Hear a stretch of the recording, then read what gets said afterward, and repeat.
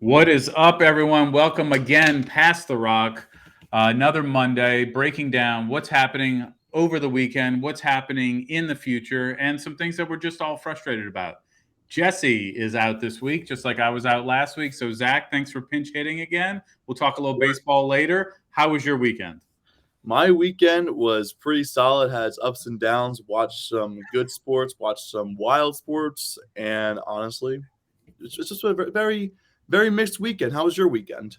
It was good. I had to stay home because had a family member with a little COVID issue, so had to self quarantine, which was great because that just meant I had to stay home and watch some sports. So got a Mm-hmm. lot of NBA, a lot of NHL, and even a few baseball games to watch. So that was all good. Let's dive into the NBA. It's where we start most weeks. We have a basketball in our logo. So the Celtics, the Heat. The Celtics are up 2-1. I'm sorry, the Heat are up 2-1 right now, going into Game 4 tonight. Wall's gonna kill you for I that. know it is. It is.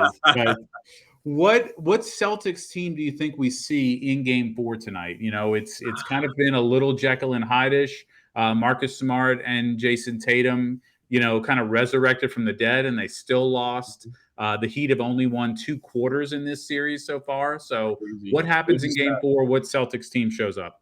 That's a really interesting, point with the quarters being brought up. I mean, Yeah. it's really hard to, really pinpoint what kind of team we're going to see on either side because of, just the injuries. First of all, Jimmy Butler is questionable heading into this game. We don't even know if he's going to play. We're recording this a few hours before game time, so injury reports aren't out yet. Right. Um, but I mean, just for both sides, there's really no telling what's going to happen in this game. But if the Celtics want to stay competitive in this, they need to actually win some quarters. I Yeah. mean, and they need to actually. Well, wait, is it the Heat that have won every quarter? No, the Celtics are winning the quarters, not the That game. is crazy. The Celtics need to close out then. The Celtics need to actually be able to close out these games. And of course, Marcus Smart and Jason Tatum, as long as they're playing, and as long as they're playing to their potential that we know that they have, we know Jason Tatum is always going to be an all-star caliber player. Yep. Marcus Smart, the defensive player of the year, if he plays up to that title that he just won, I mean, we could see the same old Celtics we've seen throughout the regular season and throughout most of the postseason so far. But it really just comes down to who's healthy. If one of those two isn't healthy, but Jimmy Butler's also out, I'd favor the Celtics in this. If Jimmy Butler's healthy and one of the two, if say Jason Tatum wasn't himself tonight, then of course I'm going to favor the Heat tonight. It's really going to be a battle of health, and that's what the playoffs usually come down to in general. Yeah, when you have to win 16 games, you're going to deal with some Mhm. games where you don't have all your players or they're not at 100% or whatever. But the thing that's amazing to me is that the Celtics, they beat the Bucks in 7. They beat the Nets pretty handily, and then they're struggling with the Heat. The Heat, to me, from a few years ago, their bubble team that lost in the finals, and then this team, they just don't look that impressive on paper, but they show up every night and they do what they need to do to win. I don't know how the math works out that you only win 2 quarters but win games. I guess they're blowing the Celtics Crazy. out It's in crazy. those quarters. But yes, look, injuries are all part of it. I think the Celtics are, in game 3 really gave one of their best shots and still lost. So that's demoralizing. They know that they have to win tonight. And Mhm. must win is like overused for sure. But because of the fact that if they lose, they're down 3-1 going back to Miami, it's going to make it a really tough road. So Mhm. tonight's the night. If Jimmy Butler is out, they have no excuses. I mean, you just have to win that game. You almost want to win it handily and have some time to rest some players in the fourth quarter. Absolutely. And I mean, it's just crazy seeing this Heat team just every year. We look at the roster and we're just like, who are half these guys? We don't Yeah. know half these guys entering the playoffs because we're not Miami fans ourselves, me or you. Yeah. But I really got to hand it to Coach Eric Spoelstra. I think he's really the key to, showing these players that half of the league has never heard of in their lives and making them fit in such a great system and just showing teams you don't just need talent to win, you don't just need the big names to win, you need to play as an entire team. And Miami's one of the few teams left. I'd also argue that Golden State's a team that's left with this that Yep. really uses that team mentality to win games and uses anyone, anywhere, anytime. And Yeah, it's very impressive. Spoelstra's interesting because a couple years ago when he had the big three, he was seen Yeah, as a it good was all coach, but you talent. had the big Yeah. three. And I think the Lakers are seeing that right now with it's like they're struggling to convince somebody Mhm, to come down and coach that team. And look, it's a mhm. train wreck and the Pelicans have all their picks. So I don't know why you'd want to go down there if you're Juwan Howard or whomever. But I Mhm, think you're seeing the excellence of Eric Spoelstra. I've been really impressed with him this playoff season. Even as the one seed, I didn't think they'd get this far to be able to be playing for the Eastern Conference Championship. They win tonight, and they're one game away mhm. from the NBA Finals. So Yeah. should And be interesting. no, I was just thinking that I think the real big takeaway from this, especially also with the Warriors being in the conference finals, is that talent cannot carry a team anymore in this league. You actually have to be a good coach and be Yep. able to coach your players the way you want to. That's how Jason Kidd got past the Suns in that game 7. That's how we still have great coaches like Steve Kerr and Eric Spoelstra, leading the way to the East to the conference finals. I mean, it's all about coaching nowadays. And if your coach just relies on the talent, you're not going to get too far. We've seen that with Steve Nash, Doc Rivers, whoever the Lakers coach is going to be. Hopefully, they're not going to do the same. Uh, we've seen it time and time again where we've seen teams rely on their talent, however many players their talent is, to carry them to wins and to carry them as far as they can in the playoffs. But it really shows in the playoffs, you need role players to step up. And that has really been ignored over the past couple of years. And I think especially this year. And that's why maybe there's a lack of interest I've noticed a lot on social media. People are like, I'm kind of disconnecting from this playoffs after my team lost a lot. And maybe it's just that lack of, high end talent really showing, but it's really just a coaching battle nowadays. And honestly, that part is really cool. Yeah, and I think there was a lot like last year's finals. There was some stories, the Bucks being first time to the finals in a long time, and you had the Suns with is Chris Paul going to win one, and just maybe the stories aren't there this year. But we'll talk about that in a second. Let's get to the other series. Warriors lead the Mavs 3-0. So had the Mavs just at the end of their run, they upset Phoenix obviously, which was a big one, and they've gotten to the Western Conference Finals, but Golden State just has too much, and I think your point about their team concept is huge. So what do you think of that series? Mhm. Well, I remember saying that I hope the Mavs will win. I thought the two biggest things that could make an impact was Luka showing up and Jason Kidd coaching his ass off. And Hmm. clearly, Jason Kidd is not that guy this series. Right. Um, and it also goes to show the team depth is really not exactly where it is. Looking at last night's statistics, Luka had 40 points in 40 minutes. That's incredible. Luka is doing what Luka does, but everyone else around him, besides maybe Jalen Brunson and Spencer Dinwiddie, are not contributing. In last night's win, the three names I mentioned, Doncic, Brunson, and Dinwiddie, they actually combined for 86 of the team's 100 points. Hmm. While that is incredibly impressive, Jalen Brunson's probably not going to be here next year. I'm not sure about Dinwiddie's future right now, but he'll be a backup. He'll be Luca's backup, I guess. But other than that, no one on the team was helping because they don't have that great of a depth chart right now. And Yeah. it really goes to show, like, yes, first of all, the depth of the talent, not that great.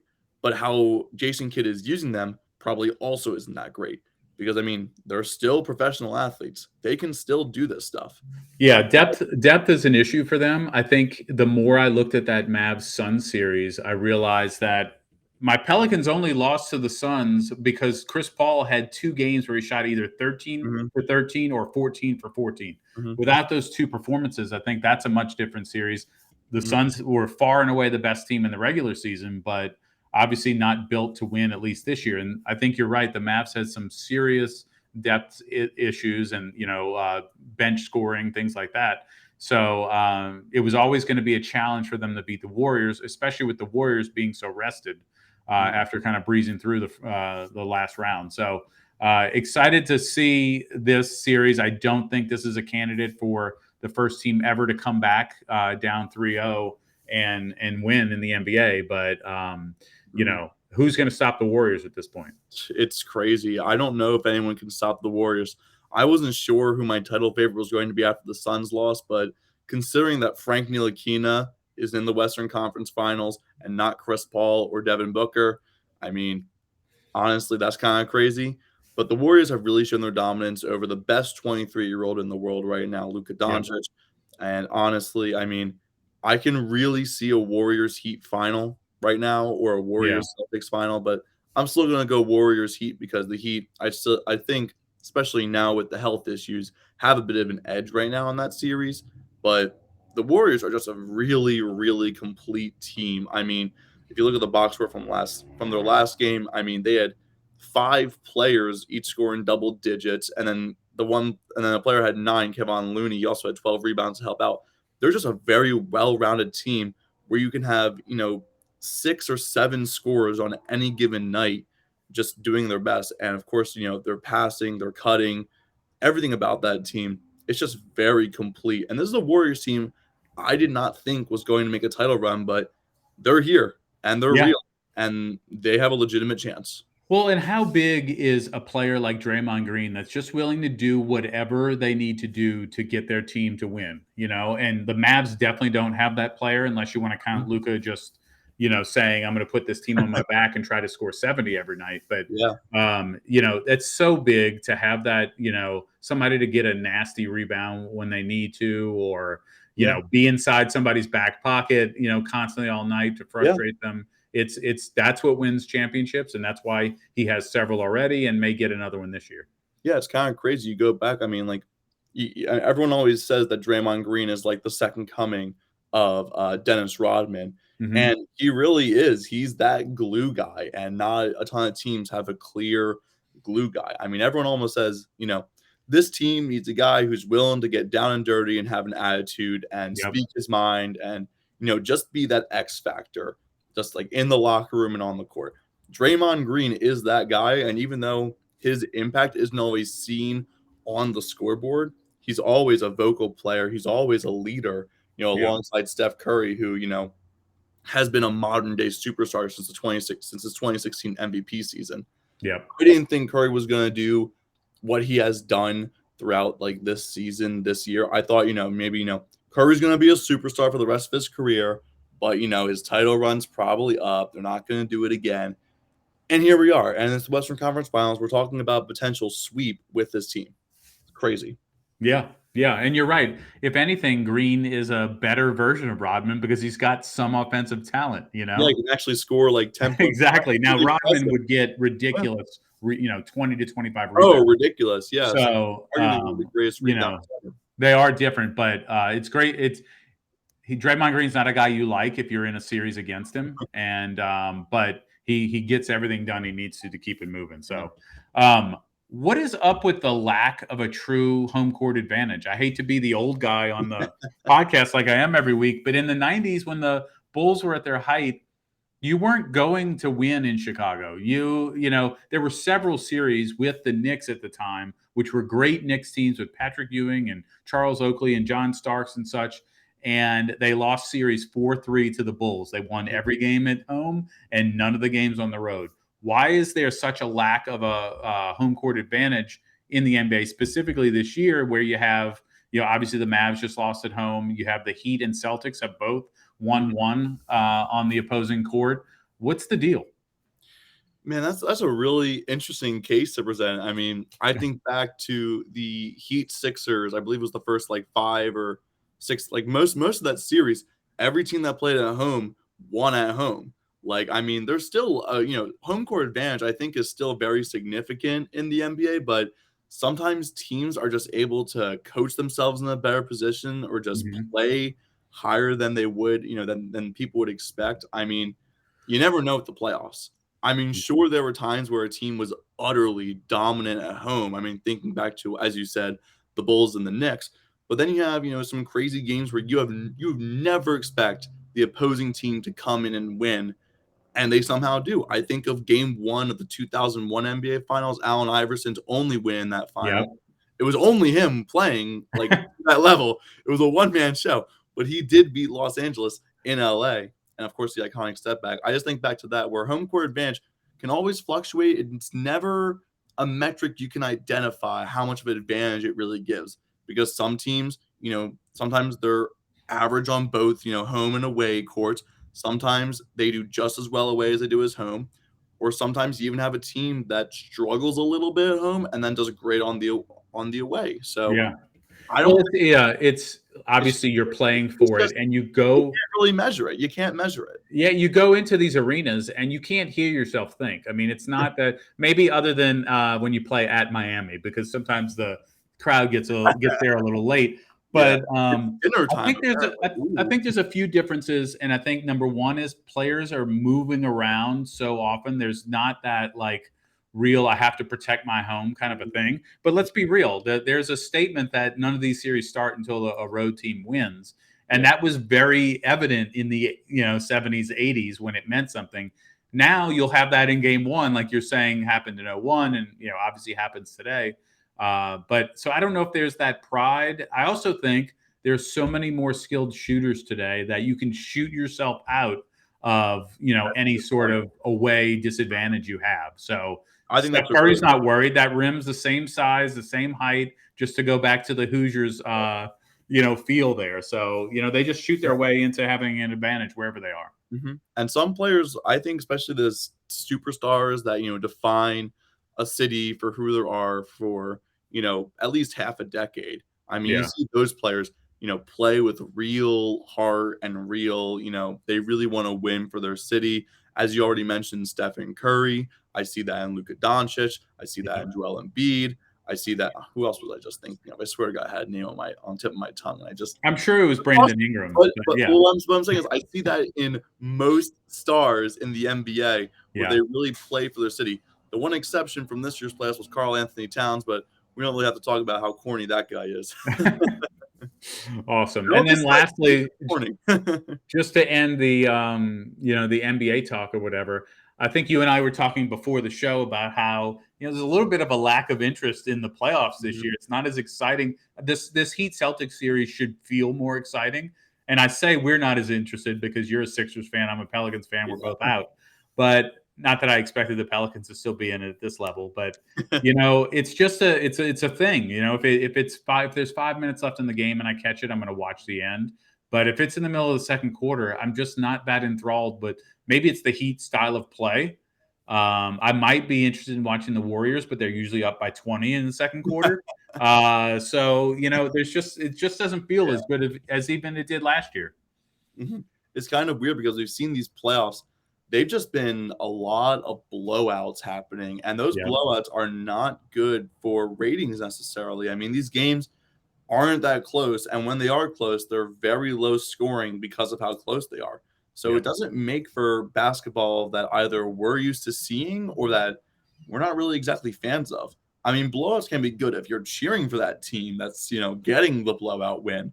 But other than that, if I'm tuning on a game between the Heat and the Celtics and, Jimmy Butler has led the team to be up by 30 in the third quarter, I'm not really gonna want to stick around. I can just follow it on my phone from time to time, and it's just, it's not really something I'm gonna be super engaged in at that time.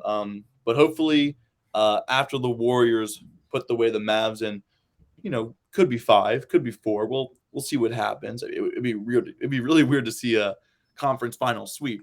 But hopefully, this finals matchup between the Warriors and whoever makes the East will be a little more entertaining. yeah, and I think it will be, and we'll be there, in our Twitter spaces after each game to kind of follow up on that. So check that out. Very exciting.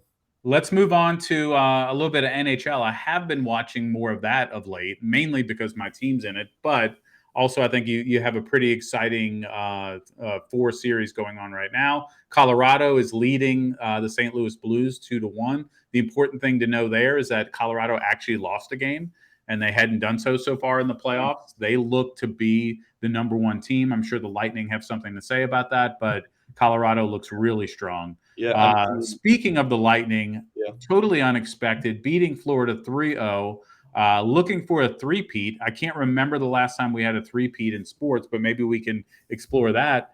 Can your former Flyer, Claude Giroux, can he save the Panthers, or are they done for? Oh man, I mean, hockey is a sport where you have all these different lines coming in at all these different times. I mean, I wouldn't say the success of one guy can always carry a team. Sometimes it happens. Sometimes it happens in every sport. But I mean, like, as much as I would love for Giroux to lead Florida back for 4 straight games and then take the Stanley Cup for himself, I mean, Tampa Bay is an extremely good team. I mean, they are going for a three-peat. I can't think of another three-peat since the 98 Bulls, and the closest we've seen to one was the like the 2016, 2017 Warriors, but of course Cleveland came in and disrupted that little dynasty right there. But I mean, it's just a crazy, if Florida somehow miraculously won 4 straight against the 2-time reigning champs, I mean, then eventually they'd have to face some other great teams, in the conference, and then, going all the way. It's just a really tough battle for, I think, almost every team, except for, Tampa might be winning this soon, and Colorado, I think, from what I've heard all season, they could be winning this soon. Those two are still the favorites to make it to the Stanley Cup in my book. Yeah, it's well, in looking it up, it looks like it was the Lakers 2000 through 2002 was the last Uh, repeat. So you were mentioning them earlier. Should have known that. But yeah, no, obviously it's tough for a lot of reasons, especially in the NHL and in the NBA, where you have to win 16 games in the playoffs, and there's a lot going on there. But let's move on. Talking about Carolina leading the Rangers 2-1 in this series. No away team has won yet, so they do not subscribe to what we were talking about earlier with all those crazy details on winning at home. And then I hate to say this out loud, but the Edmonton Oilers beating the Flames 2-1 in the battle for Alberta. I'm a big Flames fan. I did not have hockey as a kid, but loved the logo, so I went with the Flames, and here we are because I'm loyal. And it's just deplorable. The Oilers had a 4-0 second period last night. They look 10 times as fast. I'm expecting my Flames to come back and tie it up before heading back to Calgary later this week. But, the NHL playoffs are a great thing, especially overtime, just the sudden death nature of what's going on with that. So definitely check this out. Gotta say, Yeah. there's nothing like playoff hockey. Nothing like it.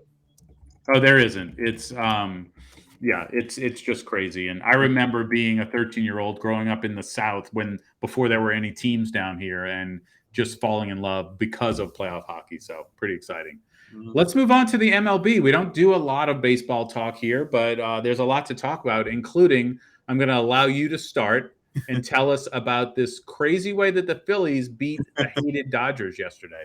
Oh yes, Max Muncy is now my favorite Dodger of all time, bar none. A very very low scoring game there in Philadelphia yesterday, but came down to the 10th inning and a little bloop by Alec Boehm over right between second, right in the right between the gap and second base. Mac Muncy's there, ready for the easy out, ready to push the game for more time. I think they actually scored in the top 10. That was going to be the game winning play. Yep. Then he bobbles it, and it just plops right there, and you have 2 runners score, including Roman Quinn, who went from second all the way to home. I can't think of a more ridiculous way to win. I can't think of a more Phillies way to win this game. But really, what the Dodgers experienced was probably a normal Phillies loss. So it's kind of crazy that the Dodgers, of all teams, they've played, I believe, 6 times against the Phillies, and the Phillies have won 4 of those. Arguably, they could have won 5. They could have swept them in LA if it wasn't for Right. a blown late game with like one errant pitch, as you know. And Yep. I thought you had a parlay on that or something.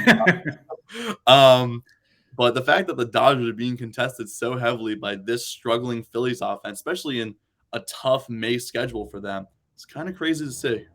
Yeah, and thank goodness the Phillies have put up a fight against the Dodgers because no one else has. They've been Only the cruising. Phillies would struggle against every team except the Dodgers. Yeah. It's amazing because the Dodgers have looked really strong, them and the Yankees both. And there's a lot of teams like right there in the NL that are, a game to a game and a half behind the Dodgers, but I don't think a lot of them have played the Dodgers as of yet. And the NL West is going to be tough as always because you have the Padres and the Giants right there. Let's go to the other end of the spectrum, though, and talk a little bit about the Pirates. So the Pirates, if you remember, last week won a game that they had been no hit in. Still against the the craziest Reds. story so far this season was that. And then they're losing 18-0 yesterday. Then the Cardinals start pitching anybody who's interested. It's kind of like a 9 and 10-year-old team where you're getting blown out and you say, anybody want to try to pitch? So Yachty pitches. And so the Pirates end up losing 18-4 because he gave up a few home runs. Out of position players pitching. Okay. We're not talking about the 9 and 10-year-old team. We're talking about the major leagues. It's happening more often now. You see it here and there. It's probably happened 6 or 8 times this year so far. What are your feelings on that? Is it smart? Should we even be doing this? I, for one, absolutely love the out of position players pitching. I think, first of all, I think there's so many reasons why I love it. I think it really shows how good these pitchers actually are. Like, you can argue that, like, oh, this guy let up all these hits to this team and, we're down already. But you put in a regular guy, quote unquote, still a professional athlete that knows how to hit those balls. You have him throwing. When you have your average pitcher, an off-speed pitch goes to like 70, 80 miles per hour. These guys throwing their hardest can only get to like 60. Yeah. Like, it really shows you the gap it takes, for someone to really compete as a pitcher. And I think that's always cool. And it also preserves those arms that are always going to be throwing at their hardest, always, pushing the human limit of what an arm is actually able to do.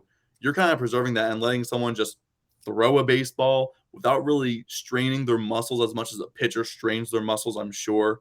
I mean, you have pitchers putting their arms literally on the line for certain games, but you don't need someone pitching 100 miles per hour when you're up 18-0. It's fine to let up 4 runs if you're winning 18-4 at the bottom of the ninth. I think it's okay for position players to be pitching the last half of a blowout win because it really just to have like a little insurance, just to be a little safe and let the players have a little more fun. Yeah, look, there's a lot of things Major League Baseball needs to do to get the excitement of like Gen Z, people your age and younger, because it's just a different game. It's slower than hockey, basketball, football. There's not as much interest there. I don't know that this is the thing that they need to do to make that happen.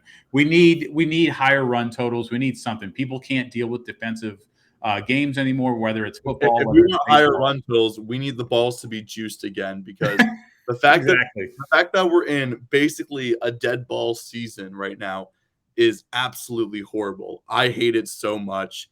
Like I hate that balls can be hit so hard, have the same exit velo as a home run, and then fall harmlessly before the warning track. I absolutely hate it. I was 4 home runs.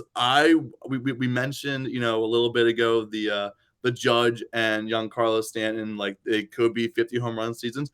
I would love that for the Yankees. That's 100 home runs in a season. That's great. That'd be so much fun to watch. I'd actually want to watch the Yankees. I don't watch the Yankees right now, but fortunately, if they can manage 50 home runs with this baseball, I would be completely shocked. I would give them any award I could give them. That is insane.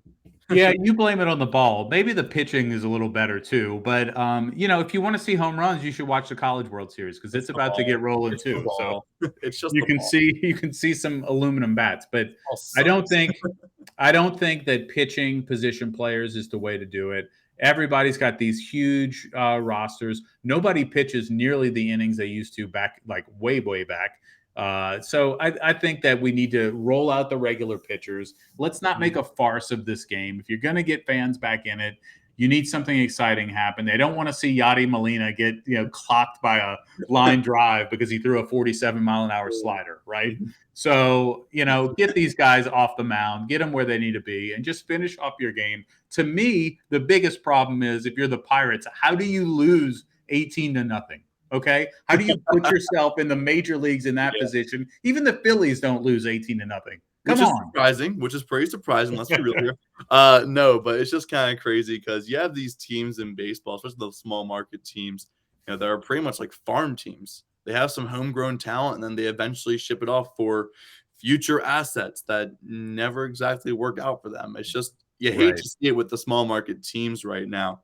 But I mean, you're going back to the, way back when pitchers always threw like near complete games. Right. back then we didn't have a great understanding of, the whole science of the sport and Right. how to take care of the arm. I mean, you literally had guys throwing no hitters off drugs. It's a real thing that happened. Someone threw a Exactly. no hitter off drugs, literally on drugs. So you can't really tell me that, just like having the pitchers pitch a little bit less to preserve their health. I think it's a good thing, and it makes for a fun moment where you have Albert Pujols. Sure, he's allowed 2 home runs, but he was pitching like a few weeks ago, and now you got Yachty pitching. I mean, I don't think it's a bad thing. I think it's a great thing. I think it's pretty funny, and I think it's awesome. Well, I hope it happens against my team so they can destroy whoever the pitcher is. But to move on to something a little more serious, a crazy situation between Tim Anderson and Josh Donaldson. Josh Donaldson refers to Anderson as Jackie, referencing Jackie Robinson. The two teams almost had a little bit of a brawl where Donaldson came to bat and the White Sox catcher stood in. How about we just make an agreement? Like everybody likes a little trash talk. It's fun to talk. Let's not call anybody any names, especially something that is definitely some sort of a racial epithet. So let's just all be nice. Let's play a little baseball and let people forget about all the hard stuff about life and just get into sports. There is no place for this kind of stuff in baseball. I mean, it just shouldn't be happening like this. I mean, the issues that Jackie Robinson faced when entering Major League Baseball were horrible, horrible name calling, horrible actions taken by fans across the league towards him just because of his skin color. I mean, it's just bad to see Josh Donaldson. I mean, sure he's referring to Tim Anderson as just Jackie and whatever, but Yeah. I think it's crossing the line. I don't Oh, absolutely. I don't support this. I think it's just not classy at all No. by Donaldson. I'm just not a fan of what happened. No, and it's throwing shade on Jackie Robinson's name as well. So it's there's no place for it, and I hope there's a There's really no reprimand. reason to be calling Anderson Jack. There's no reason to call him that. Right, There's really right. no reason to do that. So let's look at the rest of the baseball season. We're about 25% done. I think in a lot of cases, you see really where teams are. You'll have a team that'll turn things around, whether it's for the better or for the worse. But for the most part, it gives you a snapshot of where we're going this year. Mhm. So, which teams have surprised you the most so far? And are your Phillies making the playoffs? I will always say my Phillies made the playoffs until the day that they are eliminated. Uh, I mean, I do think that we will. I think we'll pick it up after this tough May schedule. We had a really, really hard May schedule if you look at it. Just a lot of good teams. And yeah, we beat the Dodgers, but we struggled against a lot of other teams. The team that surprises me the most right now is the Twins, actually, because the Twins are right now leading their division, which Mhm. I don't think anyone could have predicted going in. They're 25-16.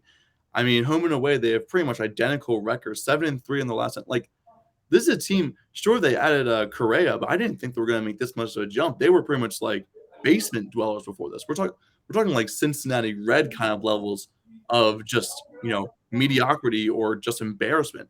I did not rate the Twins to be a division leader right now. They're leading both the White Sox and the Guardians for the division. I did not think that was going to happen. I am shocked by this Twins team. Yeah, I'm surprised that they're in first. I think the White Sox have been the darling pick the last 2 years, and they really haven't lived up to it. They made the playoffs last year, but made a quick exit. The Astros, obviously, ever since the cheating scandal days, have been consistent. But I'm going to give you two teams in the NL that are a little disappointing to me. Mhm. Number one, I did pick the Braves not to make the playoffs this year, even though they won the World Series last year and they added an extra team this year. They are 19-22, tied with the other really disappointing team to me, which is your Phillies. The signings that they made, Castellanos, and I just think that they have the team to do something, and we have yet to see it. They're, like I said, 19-22. The Mets running away with an 8-game lead right now. I know you don't want to hear about that. Where then you have like the NL West, like I said earlier, the last couple of years have been the toughest division in all of baseball. The Dodgers, a half game lead on the Padres, and 5 games over the Giants. So a lot going on there. I will say, looking at the American League, the Rays have been an improvement. They're in second in the AL East, 24-17, up above the Blue Jays, which we'll talk about in a second. But looking at it now, where would you put your World Series pick? Man, it's really tough. I mean, I discussed with you before the show my pick, but I think I might actually change it now that you've reminded me of a team that I've actually really liked over the past couple of years, and they've made a run too. This is my dog, by the way. She's just all over me. Nice. She's going to predict with me, and I'm going to go out of the American League. I'm actually going to go with those Rays we were just talking about. Okay. The Rays, I mean, they've had a roster that, no one expects to go far for the past couple of years. No one expects them to do anything, and they keep going. They just keep impressing everyone. And I mean, I can totally see them as a dark horse World Series contender this year. I mean, right now they're 5 games back behind the red hot Yankees, but with an expanded playoffs, that's not really a concern right now. As long as they manage to stay in second, I wouldn't be concerned about how they're doing. I mean, the Rays have time and time again shown that they have the talent and they just get it done. There's really no other way to put it. They just know how to get things done.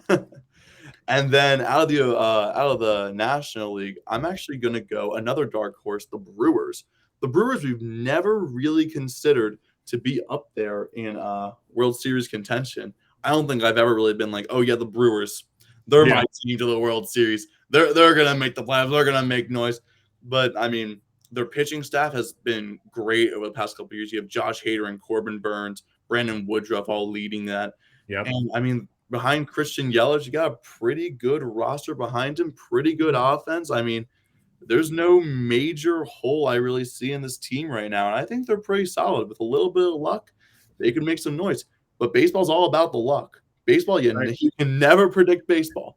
So No, you're absolutely right. And I like the Brewers pick, actually. They're one of those teams at the top of the NL overall, and they're right there with the Dodgers. I think it's hard to look at the standings now and not pick Dodgers Yankees. That's just, those are the two teams that have been the strongest so far, and the Yankees look like they're here to stay for a while. So I'm going to pick the Yankees. I'm not picking the Dodgers, not because I really adamantly dislike the Dodgers, but just I think the Padres have a lot going for them. They are a homer pick for me. They have a huge starting lineup rotation benefit over the Dodgers, and they're not even playing with Tatis yet. Tatis will be back in about 6 weeks or so, and then that team just gets ramped up, with a guy that could easily go 40 for 40. So I'm excited to see the rest of the season, how it goes. Obviously, we'll pass the rock, talk a little bit about it, and all the way through the summer. So Zach, thanks for joining me today. Another great episode, and we'll see everybody next week. Yep.